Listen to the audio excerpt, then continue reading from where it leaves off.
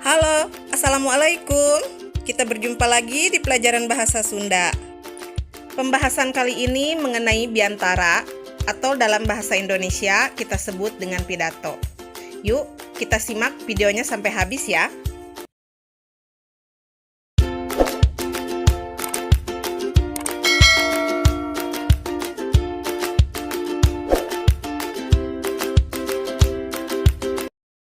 Biantara adalah salah satu kegiatan berbicara yang dilakukan di depan banyak orang dengan tujuan untuk menyampaikan informasi atau menjelaskan sesuatu hal. Biantara atau pidato termasuk ke dalam komunikasi yang sifatnya dua arah, yaitu terdiri dari pembicara dan pendengar atau audiens. Sedangkan tujuan dari biantara adalah yang pertama, instruksif atau memberi instruksi, yang kedua rekreatif atau untuk menghibur, yang ketiga adalah simpatif untuk mendapatkan belas kasihan, yang keempat adalah persuatif mempengaruhi yang lain, dan yang terakhir adalah informatif atau memberi informasi.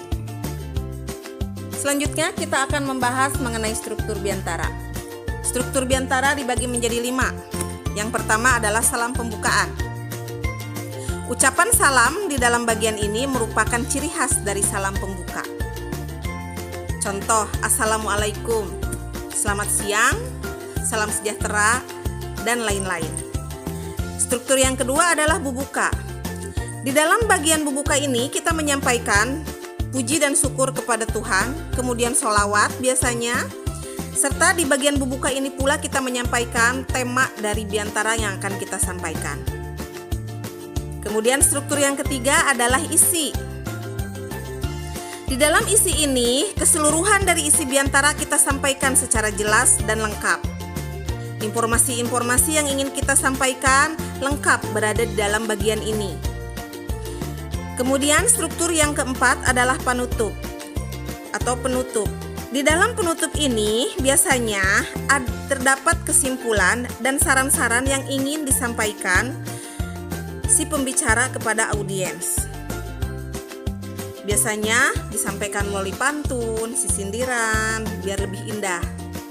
Kemudian struktur yang terakhir adalah salam penutup. Salam penutup ini merupakan ucapan salam sebagai penutup dari akhir pidato atau biantara tersebut. Dalam menyampaikan biantara, terdapat teknik-teknik yang bisa kita gunakan. Teknik yang pertama adalah impromptu, di mana sebelumnya kita membuat dulu garis besar materinya yang kemudian disampaikan dengan cara dikembangkan oleh kita sendiri. Teknik yang kedua adalah menghafal. Dalam teknik menghafal ini sebelumnya kita membuat naskah terlebih dahulu, kemudian menghafalkannya. Dan yang ketiga adalah teknik naskah. Dalam teknik naskah ini sebelumnya kita menyiapkan naskah biantara tersebut dengan cara yang sangat sempurna. Kemudian ketika biantara atau pidato, maka kita menyampaikannya dengan cara dibaca. Biasanya teknik naskah ini digunakan dalam biantara-biantara yang sifatnya resmi. Kemudian teknik yang terakhir adalah teknik ekstemporan, di mana dalam teknik ini kita membuat naskah secara garis besar, kemudian disampaikan dengan cara dihafal atau menalar kalau dalam bahasa Sundanya. Lanjut, kita akan membahas mengenai ciri-ciri biantara anu hade. Suatu biantara bisa dikatakan bagus apabila memiliki ciri-ciri di bawah ini. Yang pertama adalah jelas tujuannya, apakah biantara tersebut tujuannya informasi, rekreasi, atau instruksi. Yang kedua adalah komunikatif, di mana biantara itu memakai bahasa-bahasa yang dapat dimengerti oleh semua kalangan. Dan yang ketiga adalah isi biantara haruslah sesuai dengan acara di mana biantara itu disampaikan. Dan yang keempat adalah isi biantara mengandung nilai-nilai kebenaran atau tidak ada kebohongan, propaganda, dan lain-lain. Dan yang terakhir adalah biantara harus disampaikan dengan cara sangat menarik. Dalam menyampaikan biantara, terdapat gaya-gaya yang bisa kita pakai untuk menunjang pesan yang ingin kita sampaikan kepada audiens. Gaya tersebut diantaranya religius. Religius ini biasanya dipakai dengan gaya yang agamis karena isinya mengenai keagamaan. Atau gaya agiator adalah gaya politis yang disampaikan dengan cara agresif agar orang lain bisa terpengaruh oleh apa-apa yang kita sampaikan. Atau lagam konversiasi, di mana lagam ini menyampaikan pidato dengan cara yang jelas, teratur, dan teliti, detail. Atau lagam didaktik, yaitu di mana gaya biantara kita itu adalah isinya memberi ilmu, memberi pengajaran, atau memberi pendidikan.